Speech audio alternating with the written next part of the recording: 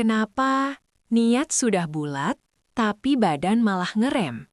Ternyata ini sebabnya. Pernah nggak sih kamu merasa sudah punya rencana besar? Semangat sudah membara di kepala, tapi pas mau eksekusi, badan rasanya berat banget buat bergerak. Kayak ada rem pakem yang nahan kamu di tempat. Kamu nggak malas, kamu cuma ngerasa stuck. Kamu tahu harus mulai dari mana. Tapi entah kenapa, jempol cuma bisa scrolling. Atau mata cuma bisa menatap langit-langit kamar.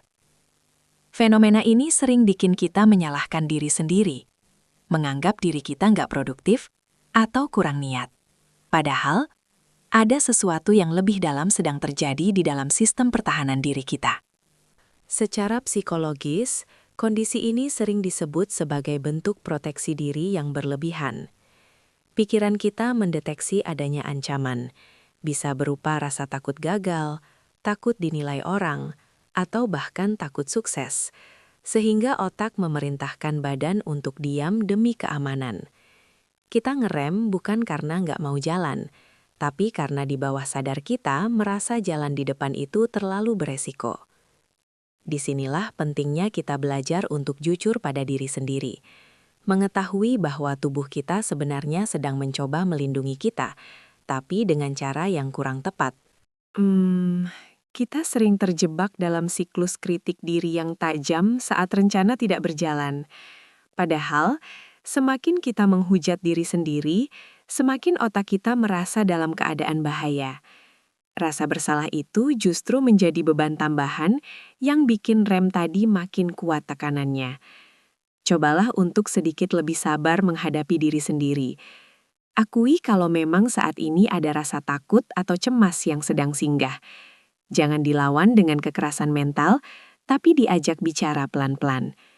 Ketenangan itu adalah kunci utama agar saraf kita nggak lagi dalam mode siaga tempur atau mode membeku. Dalam sudut pandang spiritual, hambatan ini seringkali muncul karena hati kita terlalu sibuk memikirkan hasil akhir, sampai lupa bersandar pada proses. Kita sering merasa beban itu sepenuhnya ada di pundak kita sendiri, seolah-olah kesuksesan itu murni hasil otot dan otak kita semata. Padahal, menjaga hubungan hati dengan Yang Maha Kuasa bisa sedikit mengendurkan rem tersebut.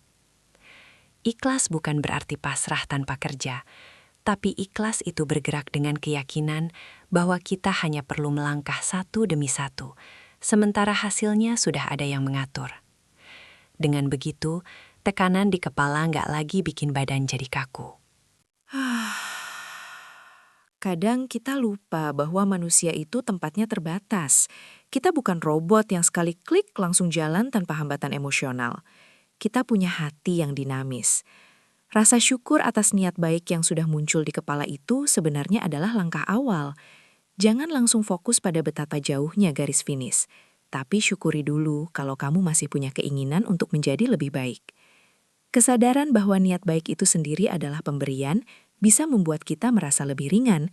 Kita nggak sedang berjuang sendirian, ada kekuatan besar yang membersamai setiap niat tulus kita. Mungkin kamu butuh jeda sebentar untuk bertanya pada diri sendiri. Apa sih yang sebenarnya saya takutkan? Jangan-jangan kamu terlalu perfeksionis, sampai-sampai nggak memberikan ruang bagi diri sendiri untuk berbuat salah. Ingatlah bahwa kesempurnaan itu bukan milik kita. Memberikan ruang untuk melakukan kesalahan adalah bentuk introspeksi yang sehat. Saat kita menerima bahwa hasil kerja kita mungkin nggak langsung bagus, rem di badan biasanya mulai melonggar. Kita jadi lebih berani untuk sekadar mulai saja dulu tanpa tuntutan yang mencekik leher.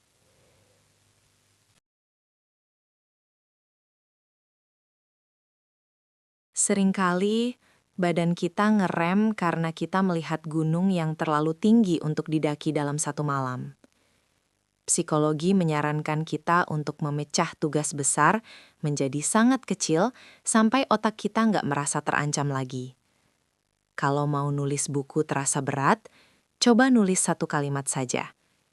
Kalau mau olahraga terasa malas, coba pakai sepatu lari saja dulu. Prinsip ini sangat sejalan dengan menjaga konsistensi dalam hal-hal kecil.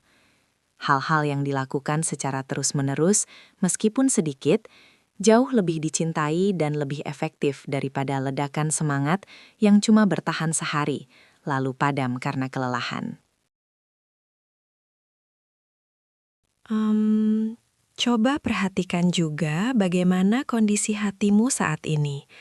Apakah ada rasa iri atau kompetisi yang gak sehat dengan orang lain? Terkadang, kita ngerem karena kita merasa sedang balapan di lintasan orang lain, bukan di lintasan kita sendiri. Fokuslah pada perjalanan pribadimu. Setiap orang punya garis waktu yang berbeda-beda. Menjaga hati agar tetap bersih dari keinginan untuk pamer atau sekadar ingin dibilang hebat akan membuat langkah kaki terasa jauh lebih ringan. Kesederhanaan dalam niat adalah bahan bakar yang paling awet untuk perjalanan panjang. Memang gak mudah untuk sinkron antara niat dan tindakan. Kadang kita butuh lebih banyak sabar dalam menghadapi diri sendiri daripada menghadapi orang lain. Sabar di sini artinya gigih untuk mencoba lagi meskipun badan rasanya masih ingin diam. Jangan terlalu keras menghujat diri saat kamu merasa stuck. Coba bicara pada diri sendiri dengan nada yang tenang. Yakinkan bahwa tidak ada ancaman nyata di depan sana. Saat kamu mulai tenang dan memasrahkan setiap usaha pada penjagaannya, biasanya rem itu akan terlepas dengan sendirinya. Sebagai penutup, sadarilah bahwa hari ini adalah kesempatan baru. Apa yang macet kemarin gak harus jadi penghalang untuk apa yang bisa kamu mulai hari ini. Jangan tunggu perasaanmu jadi sempurna baru mau bergerak. Gerakan saja badanmu, meskipun sedikit, meskipun masih ada rasa ragu.